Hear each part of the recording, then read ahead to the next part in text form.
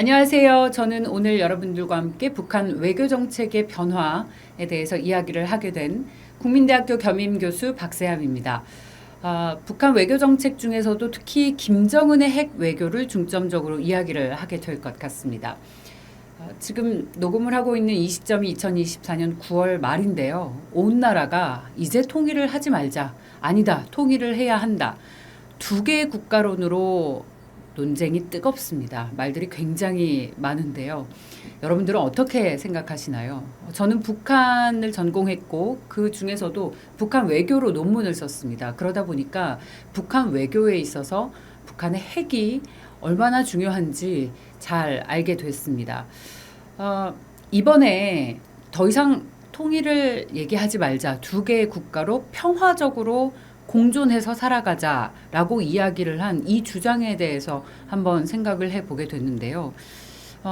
여기서 말하는 평화적인 공존, 통일은 다음 세대로 미루고 지금 두 개의 국가를 현재의 상태로 인정을 하면서 평화적으로 살아가자라는 주장인데 두 개의 국가를 평화적으로 공존하는 것이 과연 가능한가? 지금의 북한 체제를 인정하면서 그것이 가능한가에 대한 생각을 할 수밖에 없었습니다. 그 이유는 제가 외교를 공부했기 때문일 것 같은데요. 특히 북한의 핵 외교가 북한의 체제를 존속시키는 데 있어서 어떤 역할을 하는지 더욱 절감하기 때문입니다. 통일을 하지 말자는 주장은 저는 이렇게 들었습니다. 북한에 대한 아젠다를 선비핵화에 대한 논의가 아니라 평화 공존에 대한 이야기로 뛰어넘자라는 것으로 이해를 했습니다. 그러니까 사실 엄밀히 얘기하면은 그 북한의 비핵화와 관련해서는 이야기를 하지 않았죠. 적대적인 두 국가는 없고 평화적인 두 국가가 공존을 한다고 했는데 핵을 가지고 있는 북한의 체제를 인정하면서 평화적 공존이 되는 것인지 한번 저는 되묻고 싶습니다. 그러니까 비핵화 논의를 차치하고서 어떻게 북한과 평화를 논의할 수 있는 것인지 잘 이해가 안 갔는데요. 여러분, 북한이 핵을 보유하는 이유는 뭐라고 생각하시나요? 그렇습니다. 단 하나입니다. 체제 유지를 위해서. 여기서 말하는 체제는 북한의 김실과 백두혈통이라고 하는 사람들이 북한을 하나의 국가로 보고 우리 국가를 진짜 발전시키고 어떤 세계에서 잘 사는 나라로 성장시키기 위해서 이 체제 유지를 필요하다라고 할까요? 아니면 김씨 부자가 독재 체제를 유지하기 위한 수단이라고 생각을 할까요? 저는 그동안 연구를 해본 결과 후자인 것으로 결론을 내렸습니다. 북한이 핵을 사수하려는 이유는 단 하나, 그러니까 김씨 일가의 생존을 위한 것이다 라고 정리를 했는데요. 우리는 지금까지 이런 북한의 비상식을 잘 알기 때문에 선비핵화를 계속해서 주장을 해왔습니다. 저도 북한을 공부하면 할수록 왜 그런 논의가 나왔는지 이해를 하게 되더라고요. 일단 북한 학자로서 저의 생각은 그렇습니다. 하지만 여러분께 저의 생각을 강요하지는 절대 않겠습니다. 제가 왜 이런 생각을 갖게 됐는지, 어떠한 배경으로 북한의 외교를 공부했고 그동안 어떤 논리로 이런 결론을 가지게 됐는지 차근차근 하나하나씩 설명을 해드릴 테니까요. 제 이야기를 한번 들어보시고 그렇구나, 설득력 있네, 내지는 아니야, 난 생각이 달라 라면서 여러분들의 생각에 대입시켜서 내가 가지는 통일론, 어떤 통일을 하지 말자, 통일을 아니다 해야 한다라는 이 주장에 대해서 나만의 생각을 한번 마지막에는 수립할 수 있는 시간을 꼭 가지셨으면 좋겠습니다. 이런 고민은 한 번쯤 꼭 필요합니다. 자, 그렇다면 제 소개를 잠시 드리겠습니다.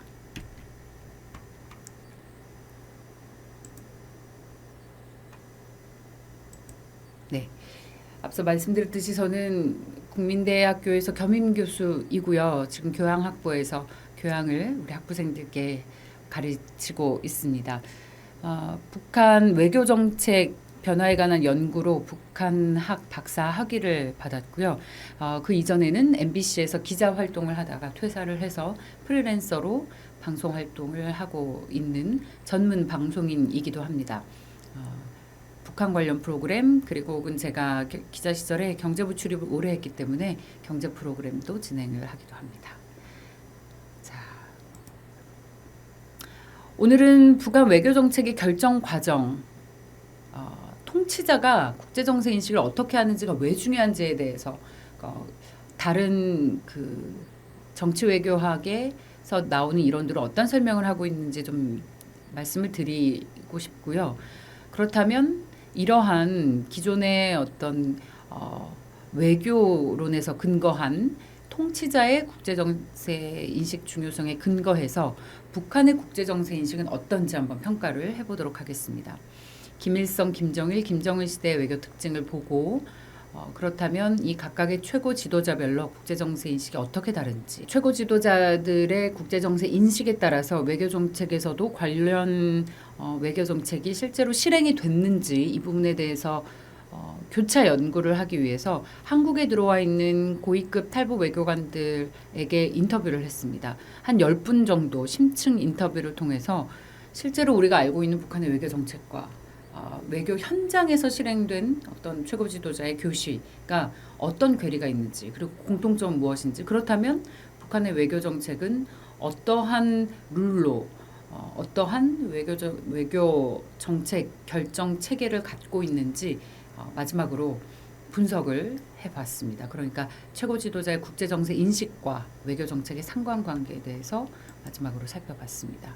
자, 볼게요.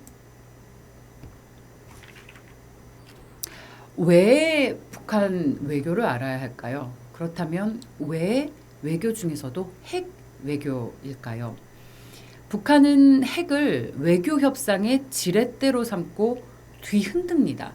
전 세계와 협상을 할 때 우리는 핵을 갖고 있다라는 것을 무기로 해서 원하는 것을 최대한 얻고자 하죠. 미국과의 판도, 또 러시아와 이번에 무기를 거래한 것 등도 핵무기를 보유하고 있다라는 것이 가장 큰 협상의 어떤 카드입니다. 이제 북한의 핵 의지를 어떻게 할 방법이 사실은 없어졌죠. 북한은 이미 핵을 보유한 것으로 보이고 핵 의지가 갈수록 더욱 강해지고 있기 때문에 이걸 어떻게 할 수 있는 방법은 별로 없어 보입니다. 핵 의지를 국제사회의 압박으로 꺾으려고 굉장히 강한 경제 제재도 했지만 이것도 어려워졌고, 일부 학자들의 시각은 이 국제 제재가 국제적으로 나온 이 경제 제재가 오래된 만큼 북한 주민들도 이 체제에 적응해서 좀 내성이 생겼다. 따라서 제재를 피해서 살아갈 수 있는 암시장이 커졌다. 뭐 이런 의견들이 있습니다. 그리고 러시아와 중국이 동맹국이고 잘 아시다시피 러시아와 또 무기 거래를 하고 있는 만큼 이런 북한의 확고한 동맹국이 있는 것도 국제 제재를 피해서 북한이 그래도 계속해서 살아가고 있는데 한 몫을 한 게 아닌가라는 이야기들이 학자들 사이에서 나오고 있습니다. 그렇다면 북한의 그래도 비핵화로 이끌어가기 위해서는 어떤 전략을 세울 수 있겠는가라고 묻는다면 이건 경제 제재를 넘어서 어떤 안보까지도 압박할 수 있는 군사적 압박까지 가야 하는 게 아닌가라는 논의까지도 나오고 있습니다. 왜냐하면 북한은 핵 프로그램을 정말 중시하고 있고 군사주의에 그야말로 심취한 나라잖아요. 그래서 이런 이야기까지도 나오고 있는 것 같습니다.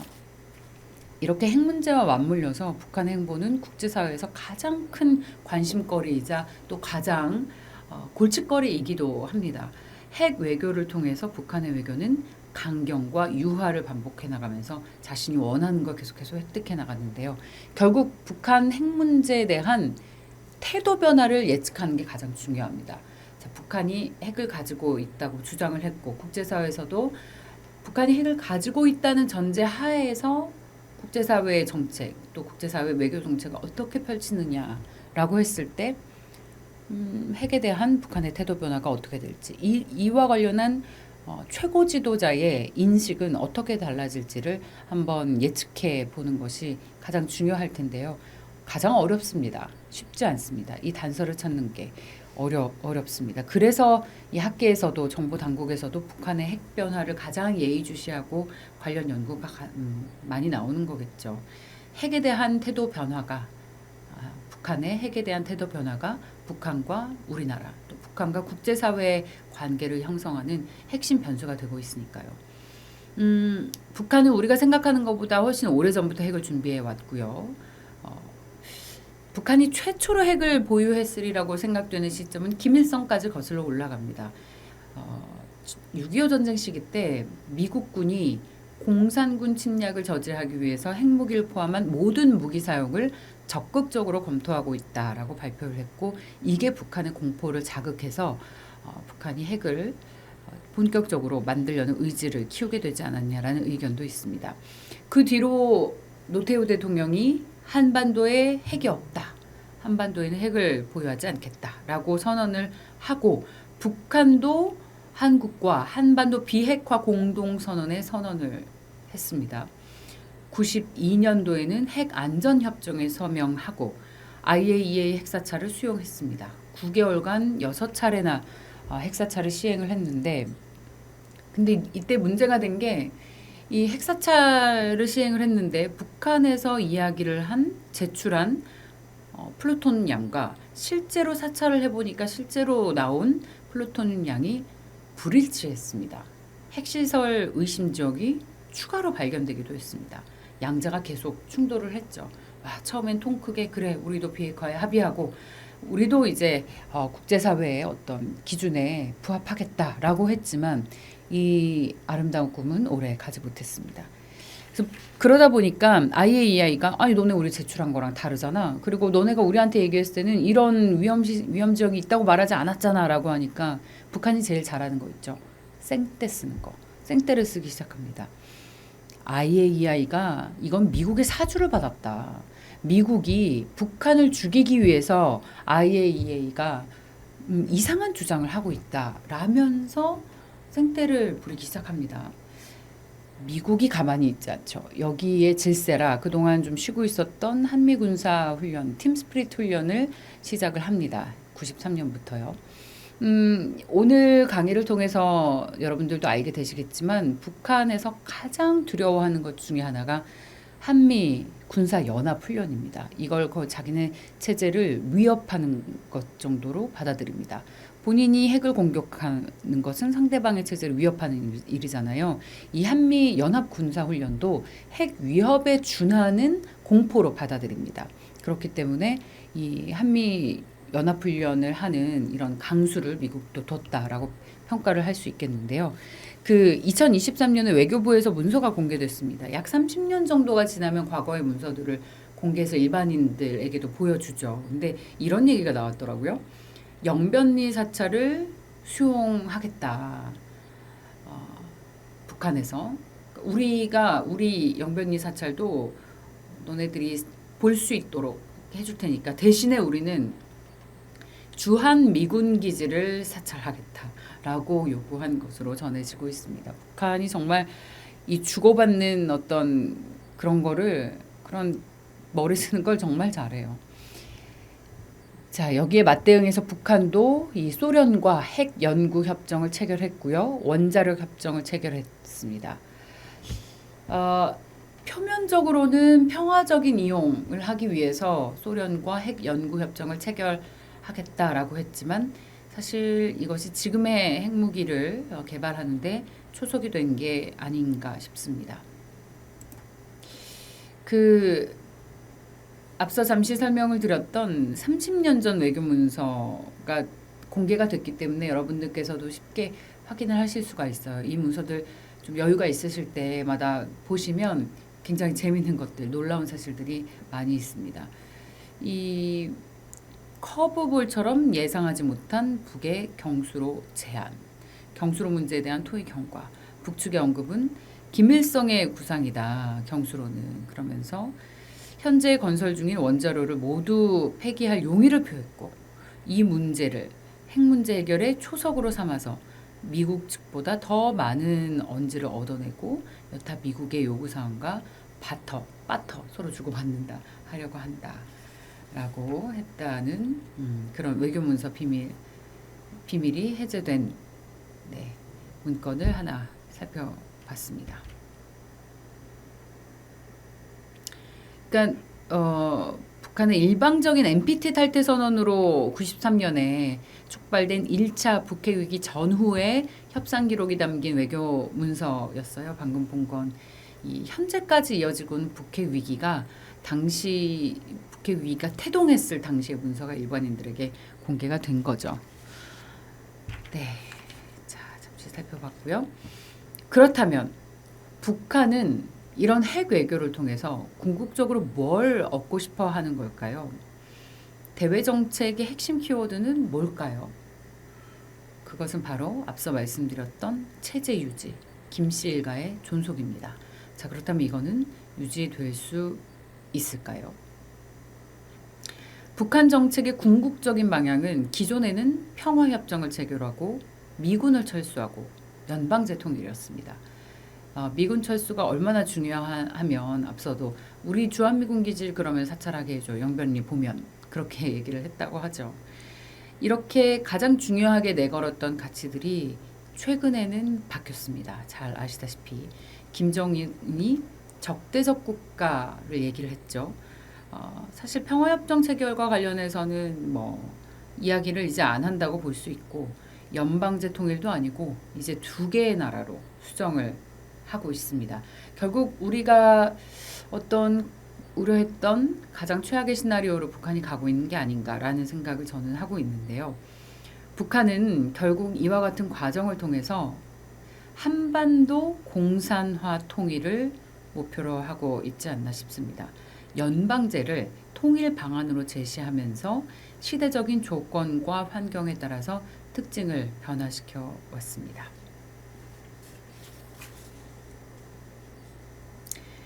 그 2000년까지 낮은 단계 연방제로 전환이 됐다가 2021년 1월에 개정된 당 규약 서문에 기존 당 규약에는 전국적 범위에서 민족해방, 민주주의 혁명의 과업을 수행한다는 내용을 삭제하고 당의 당면 목적을 전국적 범위에서 사회의 자주적이며 민주주의적인 발전을 실현하는 것이라고 수정을 했는데 이걸 잘 살펴보면 이렇습니다.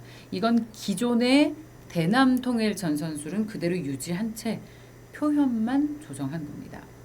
그리고 2023년 12월 제8기 9차 당 전원회의에서 남북관계 이퀄 적대관계다라고 규정했고 핵무력을 동원해서 남조선 전 영토 평정을 표명했습니다. 그러니까 무력을 통해서 적화 통일하겠다라는 야욕을 공개적으로 드러내는 셈이죠. 자, 이와 관련해서 외교관들은 어떤 교시를 받고 어떤 생각을 하고 있는지 조금 뒤에 외교관 인터뷰 내용을 통해서 설명을 드리겠습니다. 북한의 궁극적인 목표는 이렇습니다. 이 궁극적인 목표를 위해서 다양한 외교 전술을 펼쳤는데요. 반복적으로 합의를 했고 합의를 하면서도 동시에 위기를 유발하기도 했습니다. 이와 같은 패턴이 계속해서 반복해서 일어났어요. 대표적으로 제네바 합의를 했을 때 제네바 합의를 한쪽으로 미국과 하면서도 다른 한쪽으로는 강릉의 잠수함을 침투시켰습니다. 이때 어마어마했죠. 지금도 영상 자료가 많이 남아있는 거 여러분들 보실 수 있습니다. 그리고 대망의 정상회담. 정말 전 세계가 시끌벅적했던 2000년 정상회담. 하지만 뒤에서는 대놓고죠. 이 당시 연평해전과 제2연평해전이 잇따라 일어나서 우리의 아까운 젊은 군인들의 목숨을 희생하는 사건이 발생했습니다. 2005년에는 9.19 공동성명도 내놨고 2007년에는 2차 정상회담까지 있었지만 이듬해 금강산에 관광하러 간 박영자 씨가 특별한 이유 없이 피살되는 사건이 있었고 그 뒤로는 금강산 관광도 더 이상 할 수 없게 됐죠. 이런 북한 행태들이 계속 반복되었습니다. 사실 냉전기와 다름없는 인식을 보이다가도 갑자기 외교 영역을 다변화시키면서 극단적인 실용주의적 태도를 견지했습니다. 그러니까 한마디로 이중적이죠. 이중적인 인식과 태도를 계속 보이고 있습니다. 이런 현상을 어떻게 설명할 수 있을지 기존의 변수들을 새로운 관점에서 재해석해 봐야 한다고 생각합니다. 북한이 어떠한 대외 정세 인식을 하고 있는지 그리고 이것이 외교 정책에 어떻게 반영이 되고 있는지를 살펴보기 위해서 각 국가마다 외교정책 결정 과정을 살펴보는 것이 중요합니다. 한 국가의 정책에 미친 영향은 여러 가지 변수가 있는데요. 이렇게 북한처럼 절대 권력을 행사하거나 주체 사상 같은 이데올로기를 가지는 집단은 최고 지도자의 영향력이나 특성에 초점을 맞추는 연구가 대체적인 것 같아요. 북한은 최고 지도자의 의중이 정책 결정 과정에 중요한 위치를 차지할 수밖에 없다는 건 여러분들도 잘 아시겠죠. 그래서 최고 지도자의 교시적인 성격, 그러니까 최고 지도자가 요구하는 것을 받아 적는 어떤 문헌을 연구하는 것이 적절한 연구 방법이 될 것 같습니다. 왜냐하면 우리는 공식적으로 오픈된 최고 지도자의 말을 듣는 것 이외에는 어떤 연구나 취재를 할 수 있는 방법이 없잖아요. 그래서 그나마 가장 할 수 있는 영향력 있는 어떤 효과적인 연구 방법이 한국에 들어와 있는 탈북 외교관들을 심층 인터뷰하는 것이라는 생각이 들어서 그분들과 함께 이야기를 한 것을 저희 연구에 반영을 했습니다. 최고 결정권자가 대외인식을 어떻게 하느냐, 현재 정세를 어떻게 판단하느냐, 당시 직면한 상황을 어떻게 판단하느냐, 이거에 따라서 외교정책 변수가 외교정책의 방향성이 달라지는데요. 여기서 이제 개인이 가지고 있는 것들이 상당히 중요해집니다. 그렇게 되면, 그러니까 예를 들면 어떻게 자랐는지, 어떤 환경, 어떤 학습 환경에서 자라났는지, 뭐 이런 아주 지극히 개인적인 것들과 관련돼 있는 모든 측면들도 고려해야 한다라는 외교정책 이론이 로제나우의 예비 이론이라는 게 있습니다. 그러니까 개인의 변수를 그 외교정책 결정 과정을 이루는 5가지 변수 중에 개인 그리고 어떤 사회적인 역할, 정치 체제, 그리고 사회에서의 역할, 국제 체제라는 5가지 변수 중에서 체제 내적인 변수인 개인 변수는 정책 결정권자 본인이 가지고 있는 독특한 형태의 성격이나 심리, 재능, 과거의 경험, 가치관, 국제정세 인식 이런 거에 따라서 달라지는 것을 말한다라고 설명을 하고 있습니다. 예를 들면요, 꼭 이런 독재 체제가 아니더라도 미국의 무슨 독트린 있잖아요. 트루먼 독트린, 닉슨, 카터, 레이건 뒤에 나오는 독트린. 이건 대통령 개인이 갖는 어떤 독특한 신념이나 경험, 가치 등의 상호작용 결과가 대외 정책에 반영된 그런 독특한 외교 정책의 실행이라고 볼 수 있을 것 같습니다. 근데 뭐 반대 의견도 있어요. 하버드 칼만이라는 하버드 심리학자 교수 같은 경우에는 개인의 심리적인 요인은 상대적으로 외교 정책에 있어서는 중요한 유의미한 그 역할을 할 수는 없다. 왜냐면은 뭐 우리가 늘 얘기하죠. 가령 미국도 트럼프 같은 어떤 막무가내 인물이, 물론 이것도 개인마다 모두 다 생각이 다를 수 있습니다. 그런 대통령이 당선이 되면 시스템이 다 외교 정책이나 어떤 국가의 중요한 정책을 자기 마음대로 결정해버리는 거 아니냐라는 얘기가 나왔을 때, 아니다. 미국이라는 나라는 사회 시스템이 견고해서 워낙에 오랫동안 쌓여온 그런 시스템이 확실하게 단단하게 갖춰져 있기 때문에 개인의 그런 생각이 정책을 좌지우지할 수는 없다라고 얘기를 한 것에 근거하는 그런 이론이라고 할 수 있겠죠. 이렇게 외교 정책 형성하는 데 있어서 개인의 변수가 영향을 미치는 비중에 대한 평가는 학자마다 상당히 다릅니다. 그렇지만 정책 결정자의 성격이나 신념 등 어떤 개인 변수의 영향력은 동일합니다. 그런데 이 개인 변수의 영향력의 비중을 얼마나 두느냐에 따라서 그 의견이 다른 거겠죠. 근데 이제 북한은 독재자 국가인 만큼 개인 변수의 영향력이 크다, 큰 비중을 차지한다라고 저는 봤습니다. 이게 그냥 그런 것 같다, 대충 때려 맞춘 게 아니고요. 북한에서 최고 지도자의 교시에 따라서 어떤 정책이 나왔는지, 그리고 이것이 현장에서의 외교 정책과 일치했는지 불일치했는지 살펴보다 보니까 이런 결론이 나오게 된 겁니다. 지도자의 교시라는 거는 여러 형태로 나오는데요. 노동신문이나 혹은 그 조선중앙TV나 뭐 이런 공식 매체를 통해서 나오게 되는데 지도자의 교신만큼 상당히 계산된 철저한 선택된 정치적인 수사로 꾸려집니다. 그렇기 때문에 북한 정권의 주요 정책 기조와 또 이런 최고 지도자의 어떤 태도를 반영한다고 볼 수 있을 것 같아요.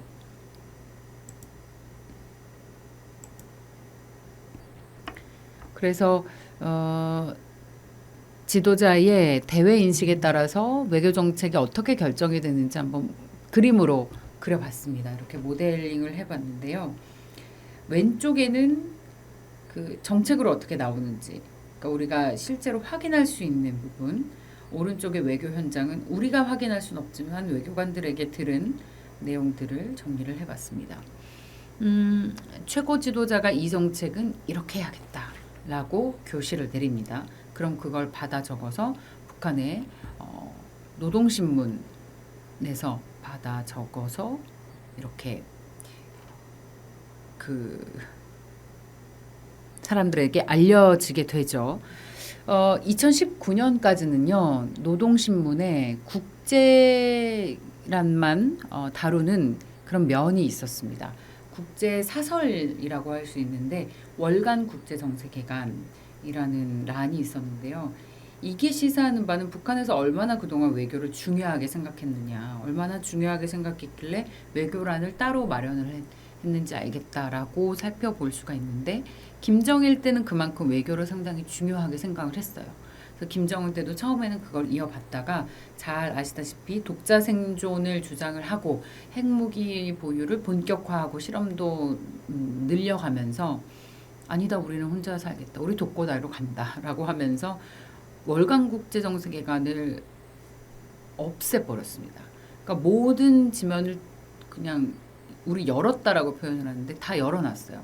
여기는 국제, 여기는 사회, 뭐 이렇게 나누지 않고 다 열어서 최대한 김정은과 관련된 이야기로 그렇게 집중하는 것으로 어떤 신문의 편집 기조를 바꿨는데 그건 여러 가지 해석이 가능합니다. 첫 번째, 북한에서 더 이상 외교가 중요하지 않게 됐다. 두 번째, 정말 전 세계적으로 왕따 국가가 돼서 이제 북한과 교류하는 나라가 몇 없다 보니까 국제란에 실을 얘기가 없는 거예요.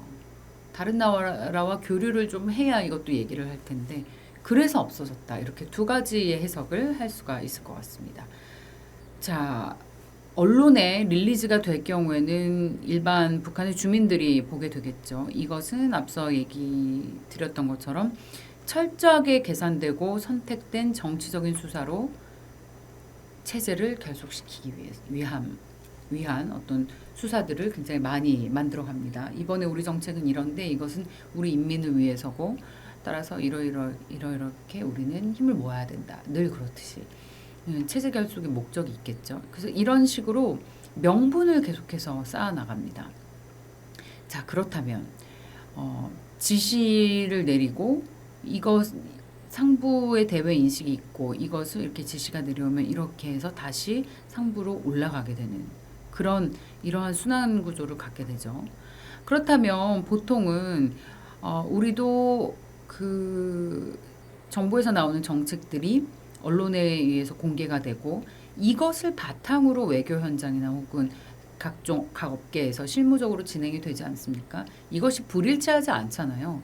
언론에 나오는 어떤 언론 브리핑을 위한 보여주기식 정책은 우리는 있을 수가 없습니다. 그런데 여기는 보여주기식 정책이 따로 있고 실제로 외교 현장에서 진행되는 거 따로 있고 완전히 불일치하고 있다는 것을 알 수가 있게 됐습니다. 그래서 가끔씩 노동신문이 우리가 북한 연구하는 데 있어서 훌륭한 사료가 됩니다만 그것을 보고 오직 그거에만 근거해서 어떤 결론을 내리게 되면 북한을 상당히 잘못 보는 오류에 범할 수 있다. 북한에서 나오는 신문의 내용을 이것이 실제로 현장에서도 그대로 어떤 신문에서 이야기하는 정책이 반영이 되어서 현장에서 실행이 된다라고 보면은 북한을 연구하는 데 큰 오류를 범할 수가 있어요.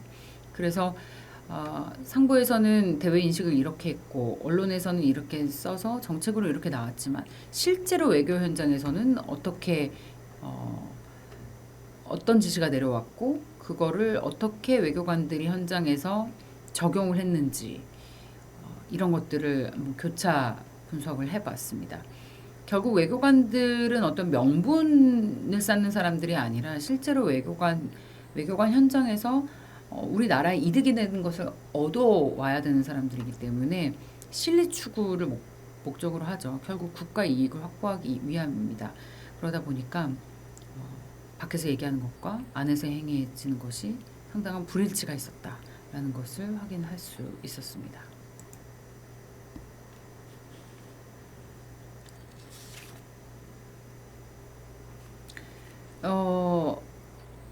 한 국가의 어떤 정세 인식이 중요한 이유는 그 후속 정책이 어떻게 나오는지를 보고 또 이 정책의 원인과 결과를 파악할 수 있기 때문이겠죠.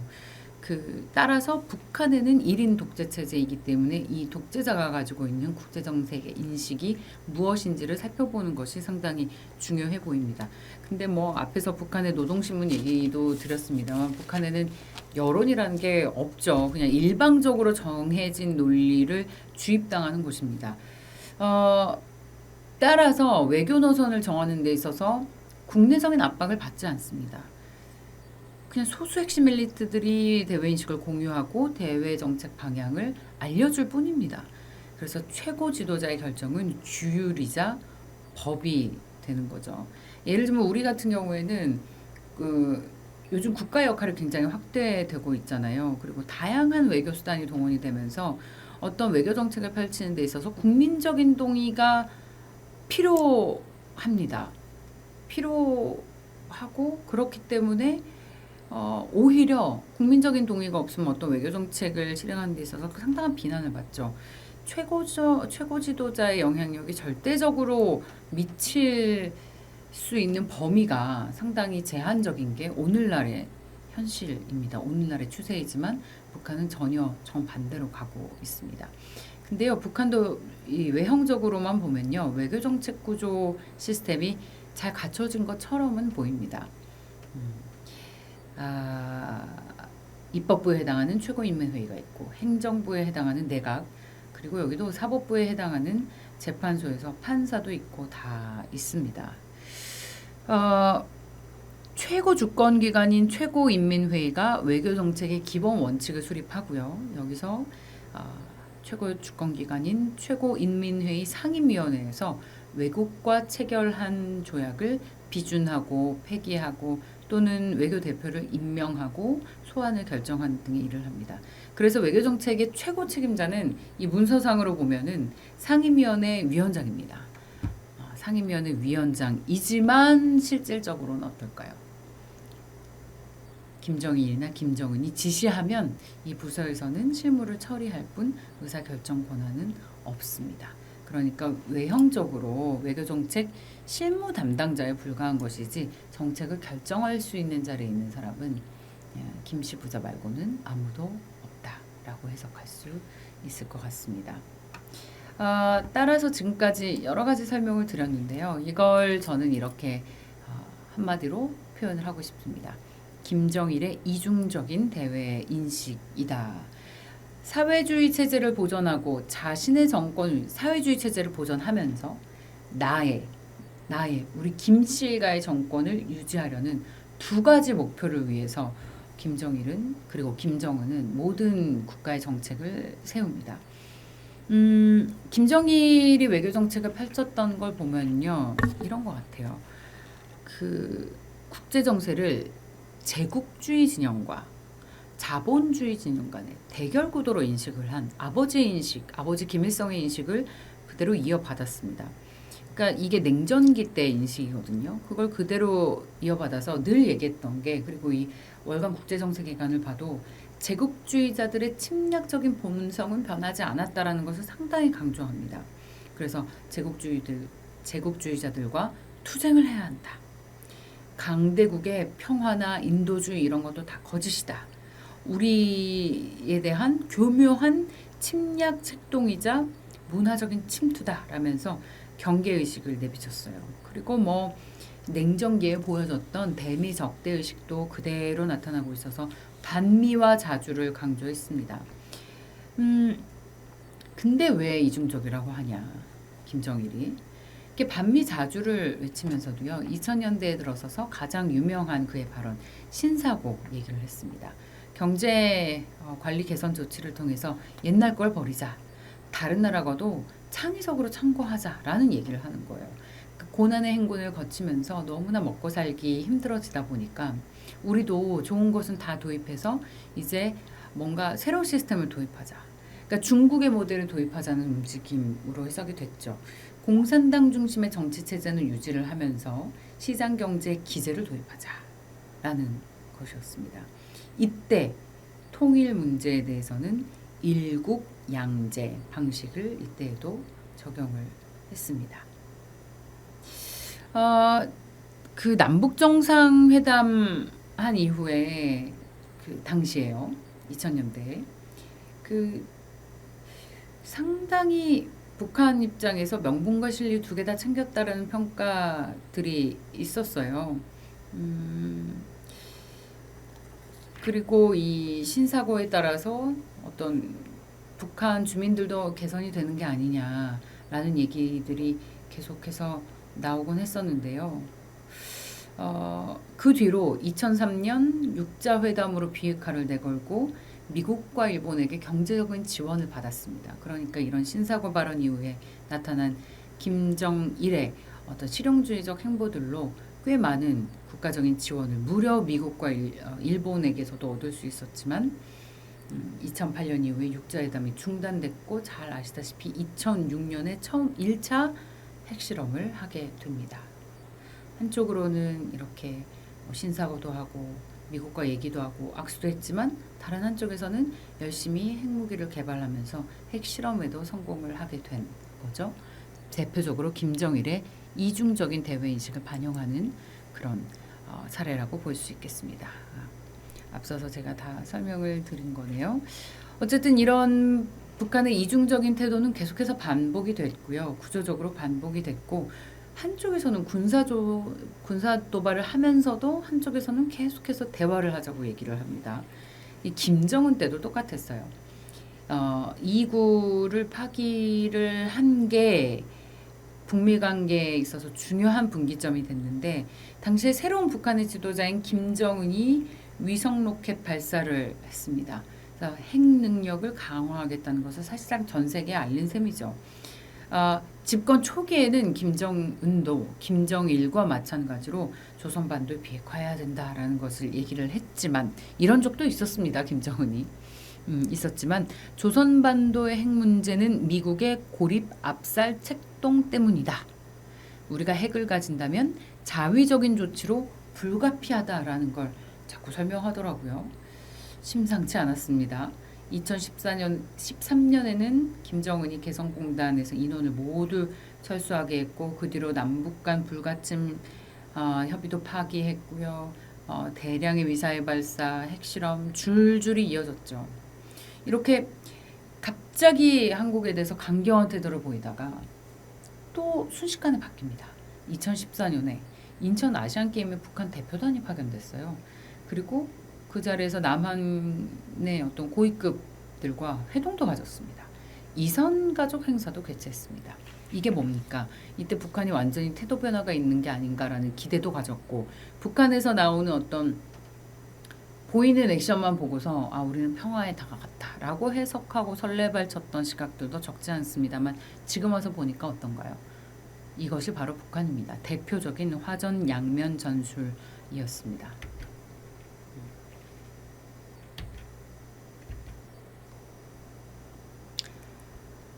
자, 시간이 너무 오래 가서요. 간단히 설명을 해드리면서 말씀을 드리겠습니다. 지금까지 저희가 최고 지도자가 국제 정세에 대해서 어떤 인식을 가지고 있는지 살펴봐야 한다. 그것은 북한에서 최고 지도자의 교시가 본격적으로 내려오는 어떤 노동신문의 국제면인 월간 국제정세기관에 나온 키워드를 중심으로 살펴보겠다라는 말씀을 드린 바 있는데요. 그걸 제가 김정일과 김정은 시절의 국제정세기관을 모두 모아서 전수조사를 해서 분석을 해봤습니다. 키워드 4개만 꼽아봤어요. 살펴봤더니 한미연합 군사훈련을 가장 두려워했습니다. 체제를 위협하는 가장 큰 공포로 받아들였습니다. 부시 행정부의 이라크 공격을 규탄하고 반미 국제연대를 형성하고 이란의 핵 문제와 중동 문제를 설명을 하면서 중동과 계속해서 연대를 형성하려는 그런 움직임을 보이고 있습니다. 그 미국을 가리키는 단어를요, 이번에 보면은 늘 미군이라고 얘기를 하거든요. 그러니까 미국이라고 특정을 하기보다는 미군에 대한 얘기가 더 많습니다. 이거는 미국에 대한 북한의 태도를 살펴볼 수 있는 것인데, 미국의 군사훈련을 북한은 가장 많이 의식하고 있구나라고 해석할 수 있는 대목입니다. 그러니까 이걸 이제 감성적으로 분류를 하자면 미국에 대한 태도는 부정적인 호칭이다라고 분류를 할 수가 있습니다. 그리고 미국이 9.11 테러 이후에 부시 행정부가 이라크와 이란 그리고 북한을 악의 축으로 규정했잖아요. 그래서 이들 국가에 대해서 강경 노선으로 입장을 바꿨는데, 그 뒤에 또 2003년 미국이 이라크의 대량 살상 무기 의혹을 제기하면서 이라크 전쟁을 일으켰는데, 이걸 보고서 북한이 미국의 이라크 침공은 국제사회의 지지가 없어도 할 수 있구나. 우리가 이라크처럼 될 수 있겠다라는 공포를 가지게 됩니다. 이에 따라서 이라크 전쟁을 보고 우리도 자위적으로 핵무력을 갖지 않으면 미국의 이런 무차별 공격에 당할 수도 있겠다라는 명분을 계속해서 내세우면서 향후 핵무기 개발의 명분을 이렇게 차근차근 쌓아 나갑니다. 자, 그리고 시간이 별로 없기 때문에 다음으로 넘어가도록 하겠습니다. 다음 김정은을 보도록 하겠습니다. 이 김정은과 김정일의 가장 큰 국제정세 인식의 차이점은 뭐냐면요. 여러분, 앞에서 김정일 때 핵 얘기 제가 하지 않았죠. 대놓고 핵무력에 대한 이야기를 하지 않았던 것이 참 신기합니다. 왜냐하면 지금은 핵 문제 얘기를 너무 많이 듣고 있지만, 그때 이렇게 대놓고 핵을 개발하고 개발한다, 보유한다 이런 얘기를 하진 않았거든요. 물론 핵실험은 했지만. 하지만 김정은은 정말 들으라는 듯이 보라는 듯이 계속해서 핵무력 강화에 대한 이야기를 하고 있죠. 그것이 이 대외정세 인식에도 국제정세 개관에도 고스란히 반영이 되고 있습니다. 김정일 때는 나오지 않았던 핵능력 고도화, 자위적 군사력 강화에 대해서 가장 많은 비중을 할애하고 있다는 것이 큰 특징이라고 볼 수 있겠습니다.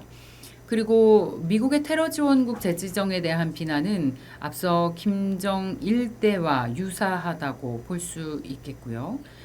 또 부시 행정부가 이라크를 악의 축으로 몰아붙였던 것과 마찬가지로 북한에 대해서 미국의 테러 지원국 재지정을 언급한 만큼 김정일 시대에 강조됐던 테러 지원국 문제에 대한 내용도 김정일 시대에도 여전히 강조가 되고 있다라고 볼 수 있습니다.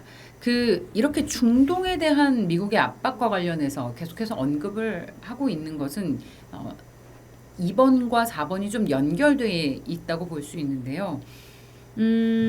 북한이 미국이 중동을 지나치게 압박한다라면서 북한이 여기에 대해서 비난 수위를 높여가는 건 북한 자체가 중동을 거울 삼아서 미국을 북한의 체제에 대한 위협으로 인식하고 있기 때문인 것 같습니다. 우리도 중동 꼴 날 수 있구나 라는 거죠. 쉽게 말하면. 자, 그리고 사드 배치에 대해서도 사드 배치는 사실상 미국의 제국주의 패권, 군사 확장을 위한 야욕이다 라고 주장을 하고 있습니다. 역시 이것도 사드 배치에 대한 비난을 높이면서 나아가서 핵보유를 위한 근거로 삼기 위한 포석이었다는 것을 확인을 할 수가 있습니다. 자, 중동 문제에 대해서 앞서도 얘기했지만요. 중동 문제를 북한과 상당히 동조화시켜서 인식하고 있고, 우리가 체감하는 것보다 북한과 중동과의 외교 관계는 상당히 긴밀하고 강도도 높다라는 것이 이 어떤 정세계관이나 외교관들과의 인터뷰를 통해서 알 수가 있었습니다. 따라서 저희는 앞으로 북한과 이 중동 국가 간의 외교 관계가 어떻게 진행이 되는지 조금 더 많은 연구가 필요할 것 같습니다. 그리고 여러분들께서도 예의주시를 할 필요가 있고요. 지금도 러시아 우크라이나 전쟁 이후에 계속해서 생기고 있는 그런 이스라엘 전쟁 등을 보면서도 북한과 중동과 어떤 관계가 있는지 또 어떤 내통이 있을 수 있는지에 대해서도 좀 생각을 게을리하지 말아야 할 것 같습니다. 공통점도 있었고 차이점도 있었죠. 가장 큰 차이점은 김정은에 들어와서 확실히 핵무력 강화에 대한 이야기를 높인다는 거, 그리고 가장 큰 공통점은 제가 봤을 때 이 중동 문제에 대한 이야기입니다. 자, 다음으로 넘어가겠습니다. 그 김정일 시기에 보면은요. 앞서 네. 앞서 제가 이건 설명을 했기 때문에 그냥 넘어가도록 하겠습니다. 여기서 알 수 있는 함의는 우리가 하고 있는 지금 팀 스피릿 훈련이나 한미일 연합 군사 훈련을 가장 많이 비난하고 있는 것만큼 여기에 느끼고 있는 공포도 상당히 크다. 그러니까 이거는 다시 말해서 이 군사 훈련을 하면 어떤 그만큼의 효과도 있을 수 있는 거겠죠. 압박이 심하니까요. 그럼 그때그때 얼마나 현명하게 정책에 반응을 하느냐도 중요할 것 같습니다.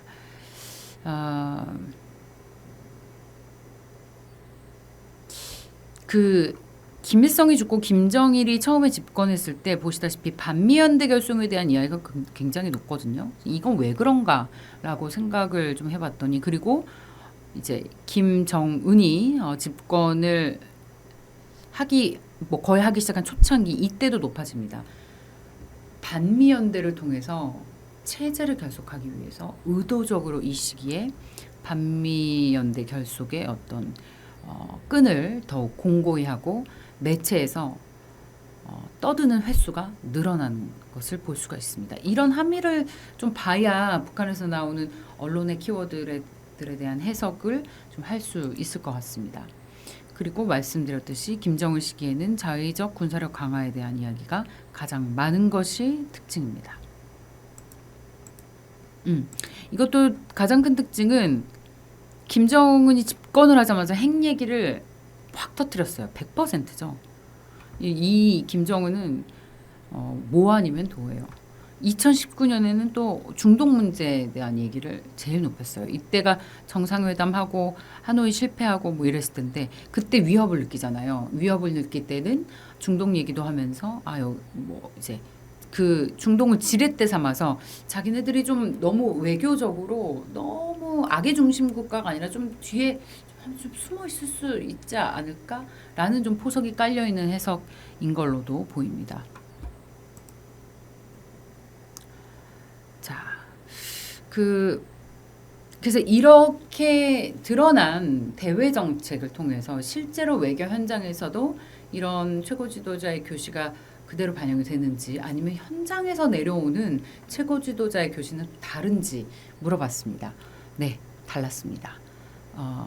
많은 외교관들이 또 비밀리에 어떤 진행되는 그런 외교 현장에서의 액션들이 있겠지만 북한에서는 완전히 달랐습니다. 상당히 달랐습니다. 그 가운데서 핵심만 몇 가지 설명해 드리고 마치도록 하겠습니다. 반미 국제연대 결속에 대해서 그러니까 미국을 반대하는 국가들과 결속해서 함께 살아가자, 함께 동맹을 맺자, 군사적으로도 이러한 움직임이 김일성 때 상당히 강했다가 김정일 때 조금 느슨해졌습니다. 그런데 이것이 지금 김정은 때 와서 다시 굉장히 강해졌다라고 볼 수 있습니다. 왜냐하면 왕따 국가니까 뒤로는 중동과 무기 거래도 계속하고 이제는 뭐 대놓고 러시아와는 아예 거래를 이어가고 있고요. 그래서 아마 이런 결속들이 조금 더 단단해지고 있지 않을까라는 생각을 할 수 있을 것 같고요. 한미연합 훈련에 준하는 것이 사드 배치고 김정은이 핵무력 고도화를 계속 주장을 하고 있고 핵보유국을 대외 정책으로 내세우고 있습니다. 근데 모든 외교관들이 입을 모아서 이야기를 하더라고요. 핵포기 절대 하지 않고 이미 처음부터 통일은 관심이 없다. 특히 김정은은 더욱더 우리랑 똑같아요. 우리 MZ세대들이 통일에 대한 인식이 아무래도 많이 흐려진 만큼 김정은도 통일에 대해서 그렇게 데스퍼레이트하게 생각하고 있지 않다라는 것이 외교관들의 공통적인 의견이었습니다. 하노이 회담에 대해서 뭐 짤막하게 한 줄 노동신문에 기사 났다라는 얘기가 있었는데 국제정세기관에서는 관련 사설이 있지 않았고요.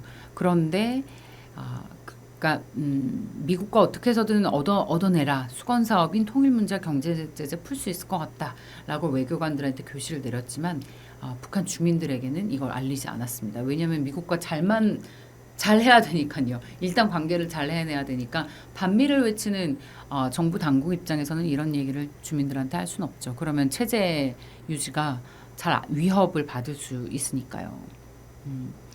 자, 그리고 이런 하노이 회담에 대한 후속 기사는 없었습니다. 왜냐하면 실패했기 때문에요. 그렇지만 교시는 내려왔습니다. 이제부터는 미국 외교관들을 냉랭하게 대해라. 어떠한 접촉도 하지 말아라. 응하지 말아라. 좀 거슬러 올라가서요. 2001년에 신년 공동사설에서 이때 한참 분위기 좋았잖아요.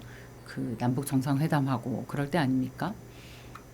자주적으로 평화적으로 민족 대단결로 이렇게 나아간다 했는데 같은 시각, 비슷한 시각 외교관들한테는 정상회담을 하는 한국을 향해서 김대중의 햇볕 정책을 역용해라. 우리는 얻을 것만 얻으면 된다. 대놓고 이런 교시가 내려왔다고 합니다.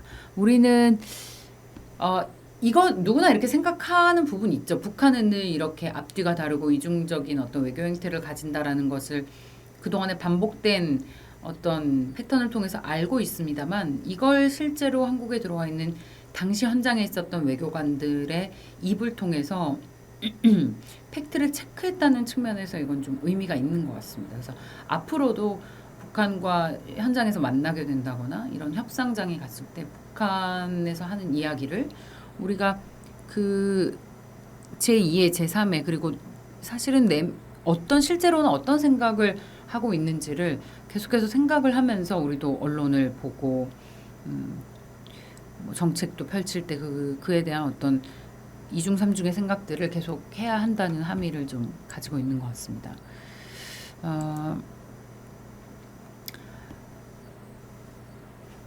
외교 정책을요. 앞서서도 크게 명분을 얻기 위한 정책 혹은 실리를 얻기 위한 정책, 명분과 실리를 다 추구하는 정책이 있습니다. 북한은 대표적으로 그렇게 나눌 수 있을 것 같아서 북한의 명분과 실리의 외교 정책으로 제가 이름을 지었는데요. 명분도 챙기고 실리도 챙기는 외교 대상 국가는 미국이었고 명분보다는 실리를 챙기는 건 어떤 서방 국가 김정일과 김정은식에 모두 일치했습니다. 별로 실리를 얻을 건 크게 많지 않은데 명분을 챙기기 위해서 그러니까 우리의 어떤 지렛대를 삼거나 우리와 동일시하면서 어떤 명분을 계속 얻는 그런 대상은 제3세계 그리고 중동 국가인 것으로 정리를 해볼 수가 있었습니다. 자, 그렇게 해서 마무리를 짓도록 하겠습니다. 제가 좀 두서없이 저의 연구 결과들을 설명을 드린 것 같은데요. 북한의 최고 지도자가 어떤 대외 인식을 하는지 북한의 노동신문에 나온 국제 사설을 통해서 살펴봤고 실제로 이런 대외 정세 인식이 외교 정책으로 어떻게 발현이 되는지 혹은 정책으로 공식적으로 나오지는 않더라도 외교 현장에서는 어떻게 교시가 내려오고 이것이 발현이 되는지 그렇다면 외교 정책과 현장에서 실제로 외교 정책을 실행하는 데는 얼마나 괴리가 있는지 살펴봤습니다. 이것을 통해서 북한이 실행하고 있는 외교 정책 그리고 우리가 겉으로 드러나는 외교 정책을 어떻게 받아들여야 하는지 우리가 지금 언론에서 보고 듣는 건 북한에서 퍼블리시하는 그런 외교 정책에 대한 인식을 어떻게 비판적으로 수용할 수 있는지에 대해서 한번 맛보는 시간이 될 수 있었으면 좋겠습니다.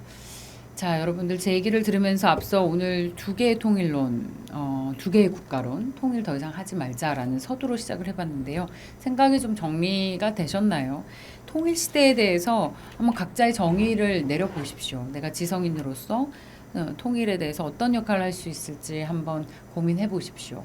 통일이 당장 통일담론이 나와 관계가 없다라고 생각을 하실 수도 있겠지만 나중에 여러분들이 뭐 당장 투표권을 행사하실 때 정치적 의사결정에 있어서 어떠한 생각을 가지고 어떠한 결정을 하는지에 따라서 앞으로 우리의 통일 미래에 영향을 끼칠 수도 있습니다. 따라서 우리 대한민국 국민이라면 모두가 자신만의 통일관을 가지고 있는 것은 반드시 필요하다고 생각합니다.